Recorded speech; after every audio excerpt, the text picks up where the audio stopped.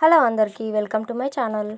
చూస్తున్నారు కదా, చాలా ఈజీగా బ్లౌజ్ కటింగ్ అయితే చేసేసాను. దాని తర్వాత ఈ blouse piece lining piece attach చేసి ఇలా కట్ చేస్తున్నాను చూడండి.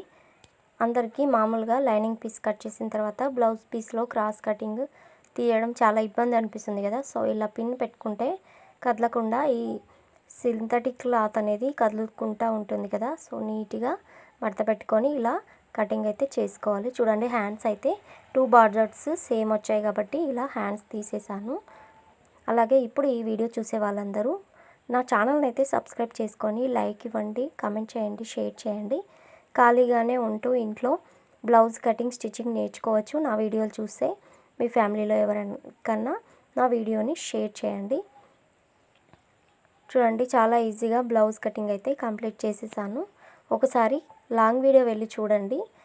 మన కొలత బ్లౌజ్ తోటే మెజర్మెంట్స్ తీసుకుంటూ బ్లౌజ్ అనేది ఎలా కట్ చేయాలనేది వీడియో చేసి పెట్టాను. వెళ్ళి చూడండి. Thank you for watching.